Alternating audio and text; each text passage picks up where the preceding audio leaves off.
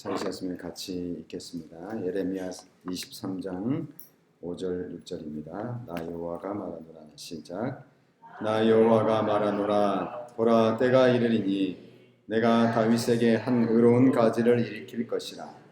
그가 왕이 되어 지혜롭게 행사하며 세상에서 공평과 정의를 행할 것이며 그의 날에 유다는 구원을 얻겠고 이스라엘은 평안히 거할 것이며 그 이름은 여호와 우리의 의라 일컬음을 받으리라.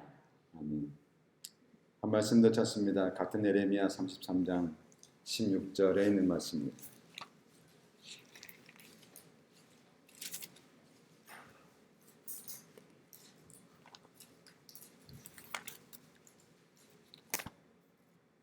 되셨죠? 같이 읽겠습니다. 그날의 시작.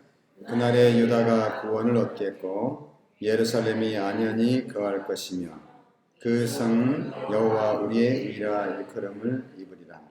아멘. 한 주일 평안히 잘 보내셨습니까? 날씨가 많이 추웠죠. 실은 제가 오늘 저녁에 정말 순서를 쓰기가 힘들었어요. 그래서 그 영상으로 좀 봐야 되나 그런 생각을 하고 있었는데 기도하면서 준비했습니다.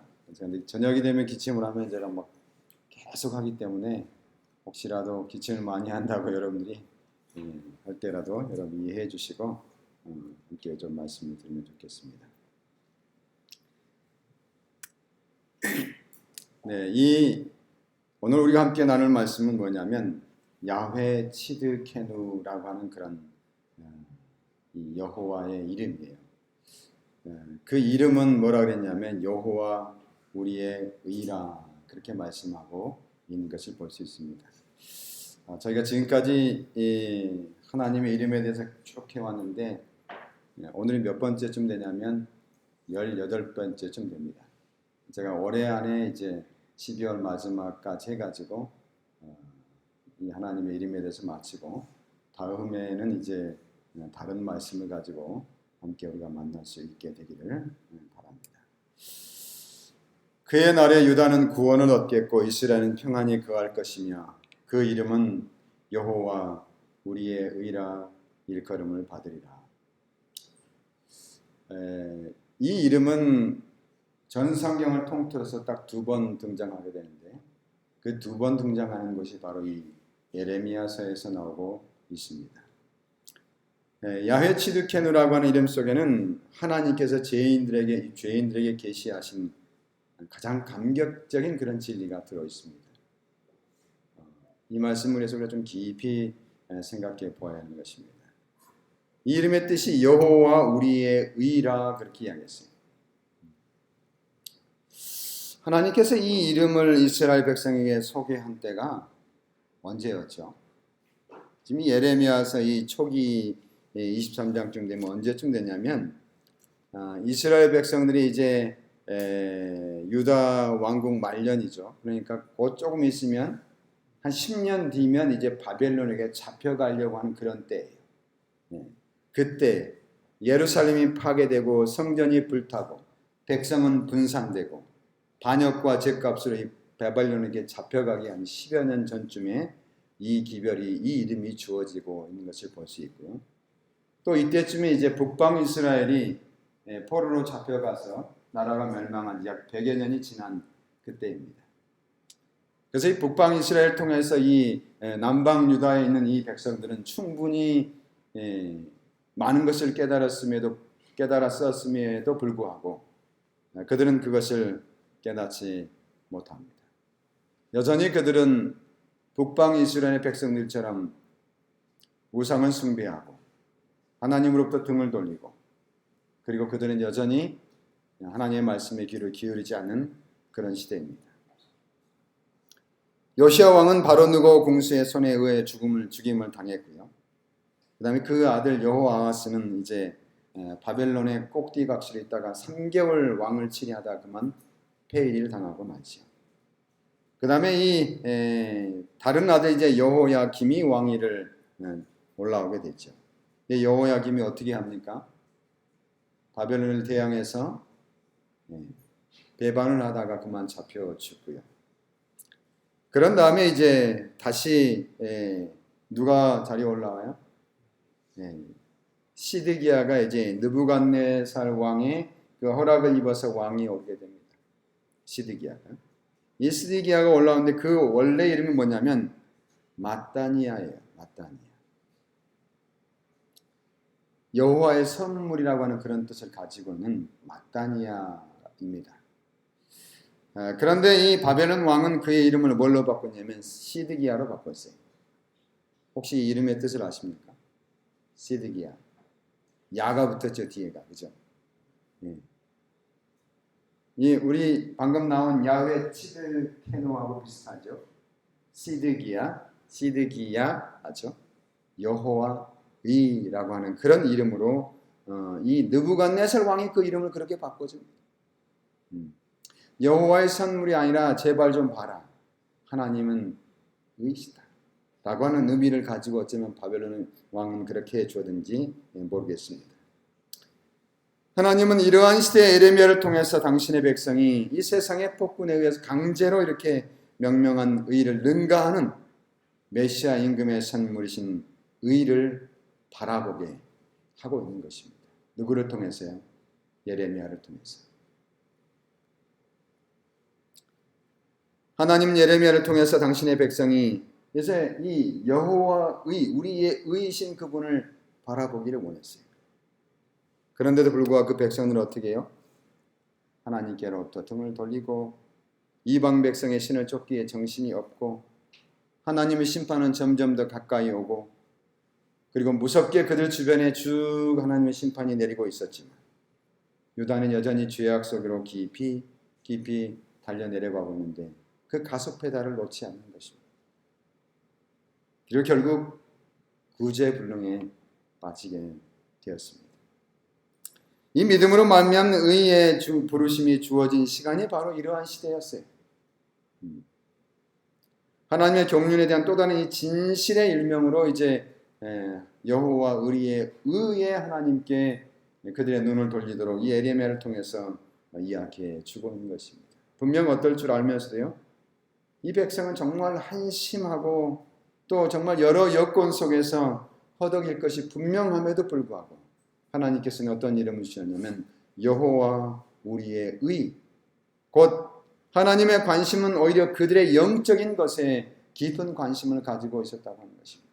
그들의 육적인 것이 아니라 하나님의 관심은 어디에 있었다고요? 그들의 영적인 것에 있었어요. 육적으로 힘들고 괴롭고 하지만 하나님은 그것을 돌아보지 않으셨어요. 그거보다는 오히려 뭐예요? 영적인 것이 더 중요하다라고 하는 이야기를 하고 있습니다. 자, 이 예레미야 32장에 있는 말씀 유다 나라 형편을 잘 이야기해 주세요. 그들이 등을 내게로 향하고 이 말은 무슨 말입니까? 등을 내게로 향해요. 돌아섰어요. 하나님으로부터. 얼굴을 내게로 향치 아니하고 내가 그들을 가르치되 부지런히 가르칠지라도 그들이 교훈을 듣지 아니하며 받지 아니하고 하나님께서 부지런히 그들을 가르쳤음에도 그들이 이 교훈을 받지도 아니하고 또 듣지도 아니했다 라고 그렇게 말씀합니다. 뿐만 아닙니다. 그 백성이 하나님의 사자를 비웃고 말씀을 멸시하며 그 선지자를 욕하여 여호와의 진노로 그 백성이 미쳐서 만회할 수 없게 하였다 라고 그렇게 그 당시에 이 상황을 이 선지자들은 잘 기록하고 있는 것을 볼 수 있습니다. 예. 이 백성이 하나님의 사자를 비웃어요. 하나님의 사자가 뭐라 그래요? 계속해서 뭐라 그랬죠? 많은 선지자들이 에스겔도 말하고 다 바벨론에 잡혀갈 것이다. 계속해서 반복해서 이야기해요. 그런데도 불구하고 어떻게 했죠? 그 선지자를 가두고 핍박하고 그렇게 하는 것을 볼 수 있어요. 듣고 싶지 않은 것입니다. 욕하고 정말 그들에게 그렇게 하게 됨으로 말미암아 더 이상 뭐 할 수 없어요? 만회할 수 없는 그런 상황에 이르렀다라고 이렇게 말씀합니다. 그럼에도 불구하고 하나님 뭐라고 말씀하시는가? 예레미야 33장 16절에 그날에 유다가 구원을 얻겠고 예루살렘이 안연히 거할 것이며 그 성은 여호와 우리의 의라 일컬음을 입을 것이라고 말씀하고 있습니다. 그런 상황 가운데 있는 백성들을 향해서 하나님께서 뭐라고 말씀하시냐면 유다가 구원을 얻겠고 여호와의 의, 그 성이 여호와의 의라 일컬음을 얻겠다라고 하는 약속의 말씀을 주고 있는 것을 볼 수 있습니다. 여러분, 하나님께 이 약속대로 여호와 우리의 의라고 하신 그리스도를 보내셨지요. 바울은 이 부분을 이렇게 말씀합니다. 같이 읽어봅니다. 시작. 너희는 하나님께로부터 나서 그리스도 예수 안에 있고 예수는 하나님께로서 나와서 우리에게 지혜와 의로움과 거룩함과 구속함이 되셨느냐. 네. 예수께서 오셔서 뭐가 되셨다고요? 의로움이 되시고 거룩함과 구속함이 되셨다라고 말씀하고 있습니다. 예수 약속하신 대로 되셨다고 말씀하고 있어요. 물론 이것도 어쩌면 이스라엘의 원하는 대로가 아니죠. 하나님의 방법대로 그렇게 되었어요. 이스라엘 백성이 예수님께 오셨을 때 어떻게 했어요? 우리의 의이신 그 예수 그리스도로 왔을 때, 또 그들의 왕으로 오신 예수 그리스도를 발견했을 때 그들은 어떻게 되었습니까? 그들이 그 옛 자기의 조상들이 선지자를 핍박했던 것처럼 예수님을 핍박하고 결국은 십자가에 달아 죽인 것을 우리가 볼 수 있습니다. 로마서에서 마찬가지로 10장 4절에 이렇게 말씀하십니다. 그리스도는 모든 믿는 자의 의를 이루기 위하여 율법에 뭐가 되셨다고요? 마침이 되셨다. 뭘 이루기 위해서요? 모든 믿는 자에게 의를 이루기 위해서. 이 말씀에는 우리가 참으로 큰 소리를 하며 해야 합니다. 모든 믿는 자에게는 다 의를 이루기 위해서 율법의 마침이 되셨다. 누가요? 그리스도께서요. 이 마침이라고 하는 말은 어떤 말이냐면 우리가 끝이라고 하는 말이 있지만요. 원래 이 의미는 궁극적인 목표, 목적이라고 하는 그런 의미가 있어요. 그래서 결국 이 말씀을 살펴보면 율법의 궁극적인 목적을 이루시는 분이 되셨다. 라고 그렇게 우리가 말씀을 할 수 있겠습니다.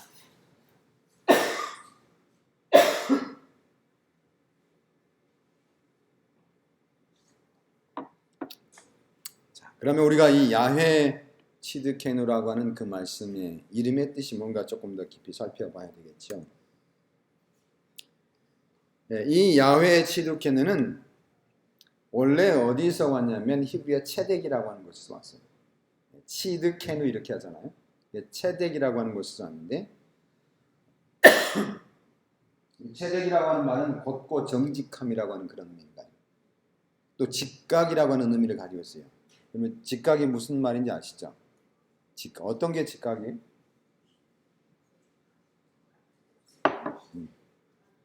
직각은 완전히 정 90도인 것을 직각이라고 이야기합니다. 정 90도. 예. 이 정 90도인 것이 이 직각이고 그 다음에 이것을 뭐라고 이야기하냐면 체덱이라고 그래요. 체덱. 치드케누의 어원이죠. 라틴어로는 렉투스라고 하는데 정직, 청렴, 정확, 고둠이라고 하는 그런 의미를 또한 가지고 있어요. 이 말은 어떤 말이냐면 이런 벽돌공들이 벽돌을 쌓지요. 어떻게 벽돌을 쌓습니까? 어떻게 벽돌을 쌓아요? 참 신기해요. 어쩜 그렇게 반드시 잘 쌓는지 몰라요. 각을 맞춰가지고. 근데 그 벽돌공이 그냥 그렇게 쌓을 수 있나요?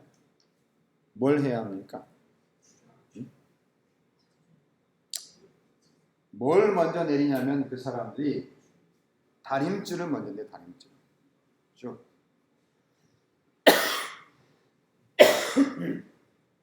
반듯하게 다림줄이 내려와야만이 그 다음 옆으로 반듯하면 돼요. 그래서 양 끝에 다림줄을 쭉 내리고 아주 반듯하게 이 나무를 대가지고 이 줄을 쭉 내려놓습니다. 그래야만 뭘 쌓느냐면 이 벽돌이 아주 반듯하게 쌓아갈 수 있어요. 눈찜작으로 하고 나면요, 제가 어렸을 때 아버지랑 벽돌에 블럭을 쌓아봤어요. 그런 거 없이 다 쌓고 난 뒤에 어떤 앉았어요? 이쪽은 배가 부르고 이쪽은 배가 들어가고 이렇게 쌓아줘요. 뭘 안 하니까요. 줄을 딱 안 내리니까. 이 전문가들이 바로 그래서 잘 쌓는, 반듯하게 쌓는 것입니다. 이게 무엇이냐면 바로 이 채대기라고 하는 그런 의미예요. 반듯합니다. 의라고 하는 그런 의미입니다. 의라고 하는 것은 절대 뭐가 없어요? 벗어남이 없어요. 굴곡이 없어요. 완전히 반듯한 것입니다. 벗어나지 않는 것입니다. 의인이란 그래서 벗어나지 않는 사람을 의인이라고 말해요. 의인은 절대로 벗어나지 않습니다. 다른 길로도 가지 않습니다. 반듯합니다. 그래서 이 번역 성경은 이와 같은 의를 여러 다른 말로 번역을 했어요. 나 여호와는 의를 말하고 정직을 고하느니라. 이 똑같은 말이죠. 이 채되게 여러 가지. 그러므로 의는 뭐다? 정직이다. 곧고 정직한 길이다. 옳은 것이다. 공정한 저울이다. 순결이다. 공정한 재판이다. 그리고 공의다. 합당한 재물이다. 그리고 구원이다. 이 채덱이라고 하는 말을 이런 의미의 단어들로 사용을 했어요. 이런 의미로. 그래서 의란 인간과 하나님, 인간 상호간 그리고 환경에 대한 인간의 의무에 적용되는데, 공의란 뭐예요? 이 어떠한 것을 정확한 저울에 대는 것을 말합니다. 정확한 저울. 만약에 우리를 저울에 달면 어때요? 넉넉해요? 부족해요?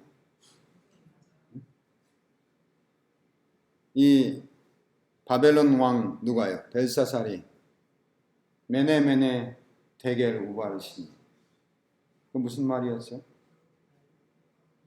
저울에 달려 부족함이 보였다 라고 하는 것입니다.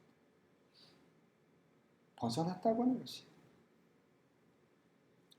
우리를 저울에 올리면 어떨까요? 우리는 넉넉할까요? 마찬가지로 우리도 우리 자신을 올려놓으면 분명히 우리의 의도 저울에 달려 부족함이 보였다 라고 하는 그런 선언이 되게 될 것입니다. 하나님의 의란 도대체 어떤 것일까요? 벗어나지 않는 것이다. 곧은 것이다. 정직이다. 순결이다. 공의다. 여러 가지 것들을 말씀하고 있는데 정리하면 이렇습니다. 하나님의 의란 율법이나 고든 논리가 흠잡을 수 없는 성품을 말합니다.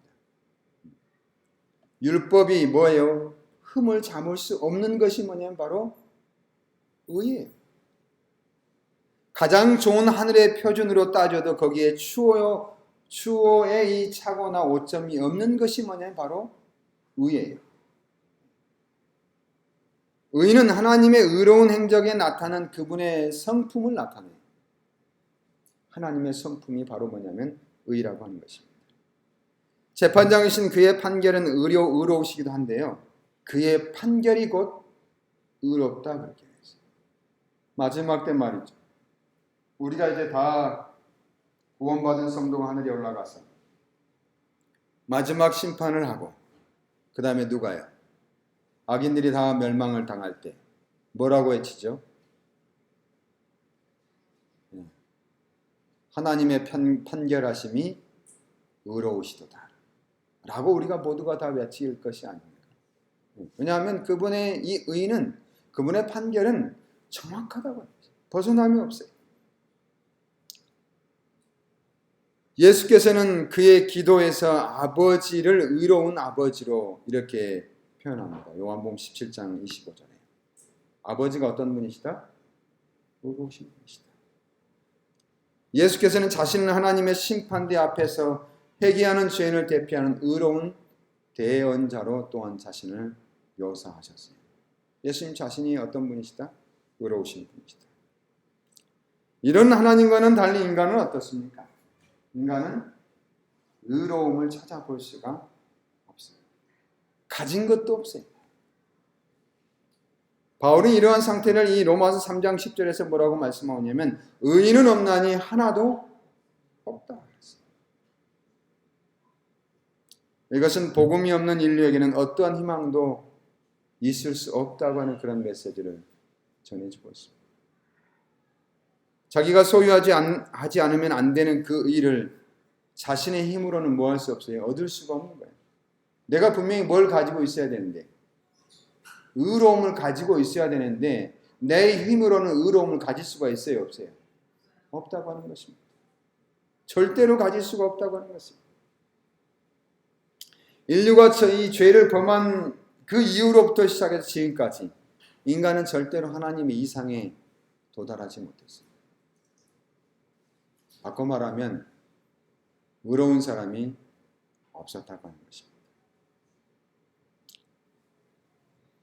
그렇다면 인류는 어떻게 해야만 되는 것일까요? 어떻게 될까요? 여기 로마서 3장 10절 11절 이렇게 말씀합니다. 기록한 바 의인은 없나니 하나도 없으며 깨닫는 자도 없고 하나님을 찾는 자도 없고 라고 말씀합니다. 인간은 어떤 이 개인적인 노력에도 불구하고 원래 가졌던 이 무죄한 상태에 우리가 회복될 수 있어요? 없어요? 스스로 회복될 수 없어요. 결코 우리는 회복될 수 없다고 하죠. 그럼에도 불구하고 바리새인이 이러한 이 논제 앞에 뭘 합니까? 도전을 하기 시작하는 것입니다. 아니다. 우리가 뭐 할 수 있다? 우리가 의로워질 수 있다. 그래서 뭘 만드는 것입니까? 수없이 많은 규칙들과 룰들을 만들고 거기에 맞추어 살아보려고 하는 것입니다. 굳은 결심과 엄격한 생활로 어떻게 해요? 자기 자신의 생활을 다스리는 것입니다. 그들은 의에 도달하기 위해서 모든 생활 이 규범들을 다스리고 피나는 노력을 했어요. 결과는 뭐였습니까? 결과는 실패였어요. 그래서 주님께서는 제자들에게 이렇게 말씀하셨지요. 그들의 의가 바리새인들보다 뛰어나지 못하면 그들도 그들처럼 멸망할 것이라고 마태복음 5장 20절에 말씀하고 있어요. 너희의 의도 바리새인보다 뭐하지 못하면 높지 못하면 너희도 멸망당할 것이다 라고 말씀하고 있는 것입니다. 죄는 어떠한 인간적인 노력과 공로로도 의인이 될 수 없습니다. 오직 외적인 근원으로부터 뭐가 와야 돼요? 외적인 근원, 죄가 아닌 것으로부터 이 의의 근원이 와야만 하는 것입니다. 그래야만 뭐 할 수 있어요? 참된 의를 얻을 수가 있습니다.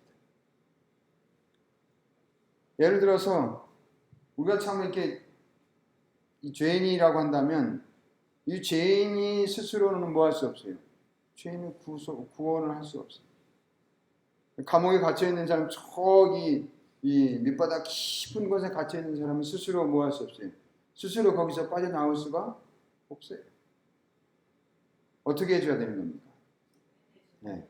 거기서 빼내 줄 수 있는 사람이 그를 빼내 주어야만 하는 것이에요. 복음이란 죄인이 하나님의 의도를 믿고 받아들이기만 하면 되는 것입니다. 그렇게 되면 어떻게 되는 거예요? 그렇게 되면 의인이 된다라고 하는 것입니다. 자, 죄인이 하나님의 복음을 받아들이면 어떻게 될까? 로마서 3장 25절. 과거의 모든 죄를 용서받고, 죄인이 하나님의 복음을 받아들이면 모든 과거의 죄를 용서받습니다. 미래의 죄가 아니라 어디의 죄요? 과거의 죄를 용서받아요. 그 다음에 이 죄의 채무를 갚아준다고 마태복음 18장에 이야기했습니다. 죄값을 갚아준다고 하는 것이죠. 죄값을 갚아주십니다. 그 다음에는요. 히브리서의 말씀은 받을 처벌이 해결됩니다. 받을 처벌. 요한복음 5장 24절에 말한 것처럼 율법의 저주 아래서 해방될 수 있다고 말씀하셨어요. 율법의 저주 아래서. 그 모든 것은 로마서 1장 16절 말씀 것처럼 하나님께서 값없이 은혜의 힘을 제공함으로 말미암아 이루어질 수 있다라고 말씀하고 있습니다. 이렇게 됨으로 말미암아 그리스도의 의가 누구의 것이 되는 거예요? 내 것이 되는 것입니다. 나는 절대로 의로울 수가 없는데 내가 이것을 믿음으로 말미암아 내 죄가 용서를 받고 내 죄값이 갚아지고 받을 처벌이 해결되고 율법의 저주 아래서 해방되고 그 분의 은혜의 힘으로 말미암아 내가 어떻게 되냐면 의롭게 되어질. 그게 뭐냐면 바로 칭의. 의롭게 그냥 여겨주시는 것입니다. 의로워서가 아니라 너희가 이것을 믿음으로 말미암아 의롭게 여겨주시는 것입니다. 그것이 바로 칭의예요. 그러면 그걸로 끝일까? 그리스도의 의는 우리의 성품의 일부가 되어야 해요. 우리가 칭의를 통해서 의로운 사람이 되었으면 그 뒤로부터는 어떻게 된다고요? 그 뒤로부터는 그분의 성품에 참여하는 사람이 돼야 돼요. 그냥 믿음으로 그냥 내가 믿었으니까 그게 끝이 아니야. 그 다음부터는 어떻게 되는 것입니까? 그분의 성품에 닮아가는 합당한 것들이 이루어져 가야 되는 것이에요. 나는 절대 변하지 않고 내가 처음에 칭의받았던 그 상태에서 또 죄를 짓고도 전혀 바뀌어지지 않는다고 한다면 그것은 뭐예요? 의로운 사람이 될 수 없는 것입니다. 그래서 매 순간 하나님께 죄를 자복하고 누구에게요? 그분께 복종해야 돼요. 그분의 말씀에 복종해야 합니다. 우리의 모든 죄를 그분께서 받으실 것을 믿고 하나님은 우리의 죄를 예수께 맡기신다 라고 이렇게 말씀하셨어요. 그래서 우리가 칭의함을 받은 이후로부터는 계속해서 뭐 해야 합니까? 그냥 있는 그대로 계속 가면 돼요. 이렇게 내가 원래 여기 칭의 받을 때 내가 이 상태였는데 말이죠, 그대로 이렇게 계속 가면 돼요? 안 돼요? 세월이 가고. 그럼 어떻게 해야 되는 거죠? 여기 있었어요. 죄를 입고 있었습니다. 칭의를 입었어요. 그 다음 한 발 갈 때 뭘 했냐면 내가 옷을 하나씩 벗어 버려야 됩니다. 던져내야. 이게 죄의 옷이에요. 옛 나의 이 더러운 껍질들을 하나씩 벗어 버려야 하는 것입니다. 시간이 갈수록 모든 것은 다 벗겨지고 결국 내가 예수님의 재림이 가까울 때 또는 내가 죽음의 앞에 이르렀을 때 내가 어떻게 되는 것입니까? 누구처럼 되는 거예요? 예수님처럼 되는 것이.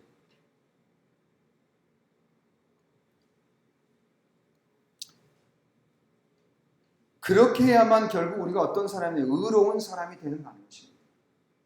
그런데 우리는 칭의를 바꿔서 믿음으로 말미암아 의로워졌다고 해가지고 그냥 그대로 가요. 그대로 세월이 가도 그대로 변함이 없어요. 그냥 그대로. 그리고 뭐 할 것을 믿어요? 내가 마지막에 가서 이대로 갔는데 그냥 뭐 할 것을 믿냐면 구원 받을 것을 믿고 사는 것입니다. 이게 옳은 것입니까? 아니에요. 믿음으로 말미암아 의로워졌으면 우리는 그분의 성품에 참여해야 합니다. 아니 바꾸어 말하면 그분의 품성처럼 매일매일 바꾸어져 가야 돼요. 변함이 없는 것은 그분의 의를 잘못 믿고 있는 것입니다. 그분의 의를 잘못 받아들인 것입니다. 이것이 무엇이냐면 거듭남이. 우리는 매 순간순간마다 이게 어떻게 해요? 칭의를 입음과 동시에 뭐 합니까? 성화되어 가야 돼요. 성화되어 가야 돼요. 매일매일의 삶 속에서 칭함을 입은 그 순간부터 우리는 성화되어 갑니다. 성화가 뭐예요? 성화가 뭐죠?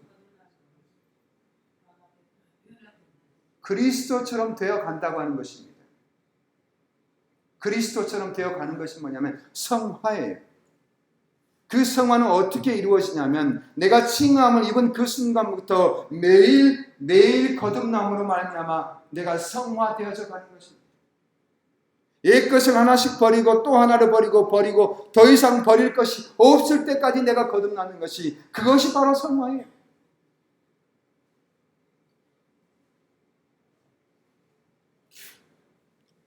그런 사람에게 하나님께서 어떻게 해주시냐면 이 거듭난 그리스도인에게 당신의 의를 입혀주시는 것입니다. 온전한 의를 그때 완전히 입혀주시는 것입니다. 그리고 어떻게 해요? 그리스도의 의가 우리에게는 완전히 옮겨져요. 그래서 우리가 어떻게 여겨지는 것입니까? 의롭다고 선언이 되는 것입니다. 의롭다. 변하지 않고 계속 가는데도 불구하고 우리를 의롭다고 여겨주실까? 아닙니다. 죄송합니다. 절대로 그러실 수 없어요. 왜요? 하나님께서는 분명히 변화되도록 요구하셨고, 그분의 말씀에 순종하라고 말씀하셨고, 그분의 성품에 참여하라고 말씀하셨고, 변화함이 없으면 결코 그리스도의 의는 우리에게 전가될 수 없습니다. 그래서 우리의 생애의 최대의 목표는 뭐냐면 매일 매 순간 거듭나야 하는 것입니다. 그리스도의 의를 힘입어서 매일 매 순간 우리는 거듭나야 하는 것입니다. 사랑하는 성도 여러분, 우리의 삶 가운데서 매일매일의 거듭남이 일어날 수 있게 되기를 간절히 바랍니다. 아버지께서 이 회개한 자에게 보이는 것은 의를 옷 입듯 한 예수뿐이고 회개한 하나님의 자녀는 가리워진다, 그렇게 하셨어요. 그래서 우리가 하나님의 심판대 앞에 설 때 누구밖에 안 보이는 거예요? 내가 안 보이는 게 내가 없는 거예요. 왜요? 그리스도 의로 덮어 씌웠기 때문에 더 이상 내가 보이지 않아. 그래서 하나님께서 뭐라고 여기시면 너는 의롭다고 여겨주시는 것입니다. 너의 죄가 다 씻겨졌다고 말씀하십니다.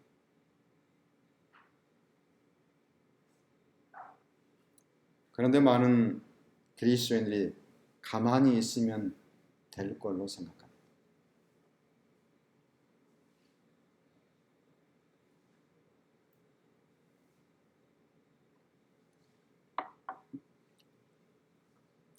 여기 성화에 이렇게 말씀하셨어요. 그리스도인의 완전한 품성을 참으로 얻고자 하는 사람들은 결코 자기들이 죄 없다고 하는 생각에 빠지지 않을 것이다. 그들의 생애는 비난할 여지가 없을 것이며 그들은 받은 진리의 상대리자가 될 수 있을 것이다. 그렇지만 그들이 그리스도의 품성대로 살기 위해 마음을 더욱 연마하고 그리스도의 거룩한 형상에 더 가까이 나아갈수록 더욱 뚜렷이 흠없는 완전함을 분간할 것이며 더 깊이 자신의 결점을 느끼게 될 것이다 라고 말씀하셨어요. 세월이 가면 갈수록 뭘 발견한다고요? 내 결점만 커지는 것입니다. 내 결점이 없어지는 것이 아니고 말이죠. 세월이 가면 갈수록 참으로 이 그리스도의 품성을 얻고자 하는 사람, 내가 가면 갈수록 뭐냐면 내가 버려야 할 것이 더 많아지고 더 커지는 거예요. 작아지는 게 아니고 갈수록 더 커지는 거예요. 그래서 어떻게 한다는 거예요? 그래서 그리스도께 의지하고 그분께 나아가고 그분이 해결해 주시도록 한다고 하는 것입니다. 그래서 결국은 그분의 형상이 가까이 나아가고 또 더 나아가고 그럴수록 우리는 더 처참하게도 더 죄인이 되어가는 것입니다. 왜냐하면 그분의 품성에 그분의 형상에 우리를 비추면 우리는 도저히 이로울 것이 아마 없는 것입니다. 바울은 그래서 내가 죄인 중에 괴수다 하고 그렇게 말했어요. 우리를 죄인이라고 부르는 것에 대해서 여러분 기분 상해하지 마십시오. 우리는 죄인인 것입니다. 이같이 큰 죄인이 없다고 하는 선언을 우리 스스로 해야 하는 것입니다. 그런데도 불구하고 우리는 죄인이 아닌 것처럼 그렇게 삶을 살아가고 있는 것입니다. 부조화 선지자 431페이지 예수 안에는 우리의 소망과 우리의 칭의와 우리의 의가 있다. 우리에게 죄가 많음을 알게 될 때 낙심하거나 우리에게 구조가 없는 것처럼 두려워하거나 구주께서 우리에게 은혜 베풀 생각이 없는 것처럼 여기지 말 것이다. 예수께서는 무력한 우리에게 당신께 나와 구원함을 얻도록 초청하고 계십니다. 예. 우리가 예수께로 가까이 나가면 갈수록 우리의 죄가 많음을 알게 되는 것이에요. 없어지는 게 아니라 갈수록 어떻다고요? 많아지는 것입니다. 그게 당연한 것이에요. 예수를 더 깊이 알면 알수록 그래서 내가 어떤 사람이 되가는 거예요. 더 큰 죄인이 되가는 것입니다. 더 큰 죄. 근데 예수를 모르면 어때요? 예수를 모르면 내가 별로 죄인이 아닌 것 같아요. 우리 학생들 그렇지요? 내가 무슨 죄인이야 그래요. 세상 사람들은 당신은 죄인이요 해보세요. 그럼 뭐라 그래요? 이게 미해죠. 이게 미해죠. 우리 정 사장님 그러시죠? 당연한 거예요. 예수를 모르면 그런 것입니다.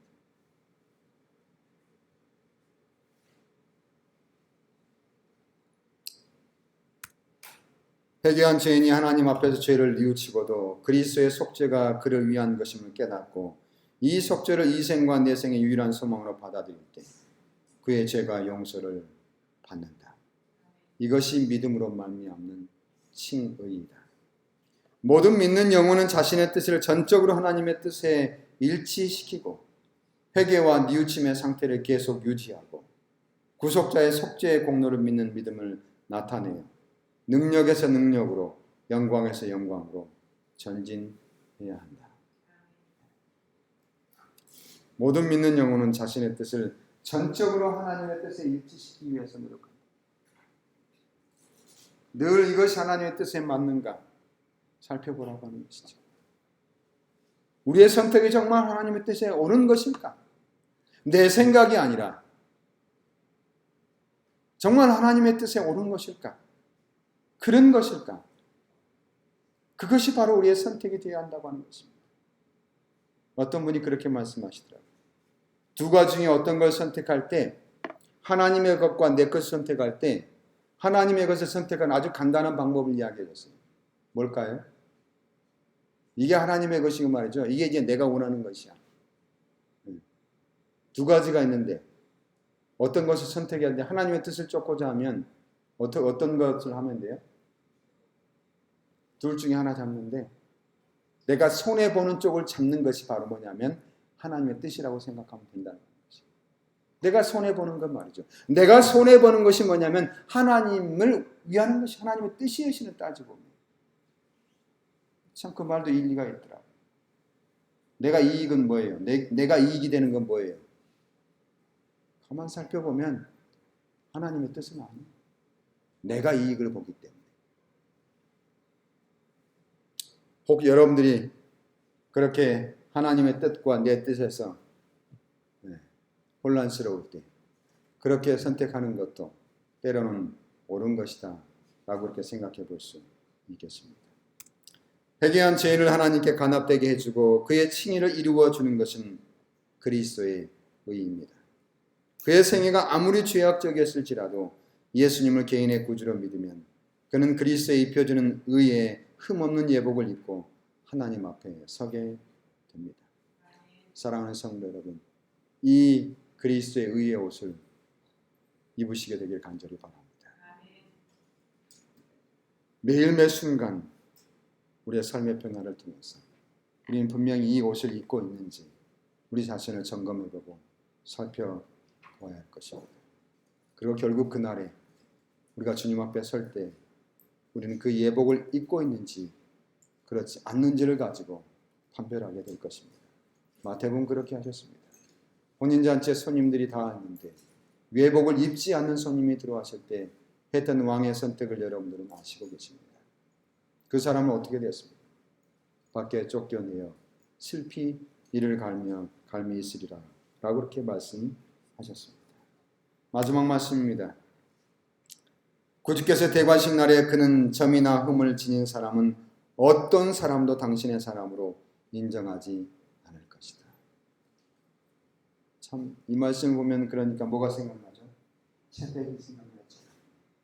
어떠한 흠이나 어떠한 이 점을 지니고 있는 사람은 누구도 당신의 사람으로 인정하지 않을 것이다.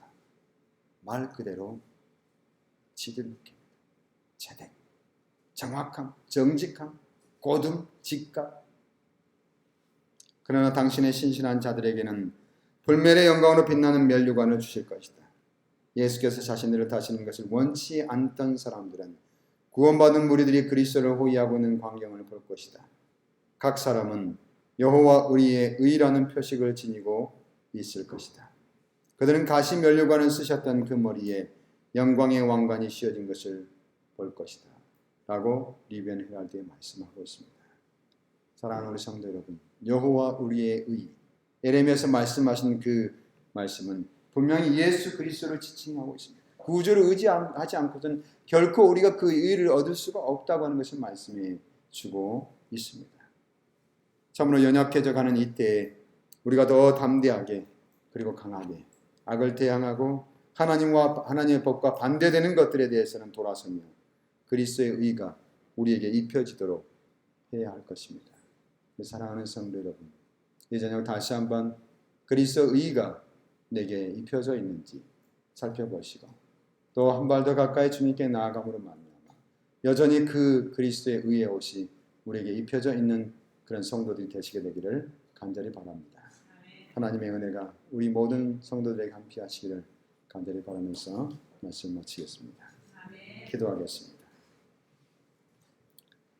하늘에 계신 고마우신 우리 아버지 하나님, 여전히 또 귀한 안식을 우리에게 허락해 주시고 하나님의 성전에 오를 수 있도록 축복해 주셔서 아버지 감사합니다.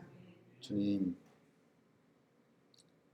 우리가 우리 자신을 하나님 앞에 구주 앞에 내비쳐 볼 때 우리는 도저히 우리 자신을 고개를 들 수도 없고 의의를 주장할 수 없는 그런 상태라고 하는 것을 우리에게 말씀해 주셨습니다.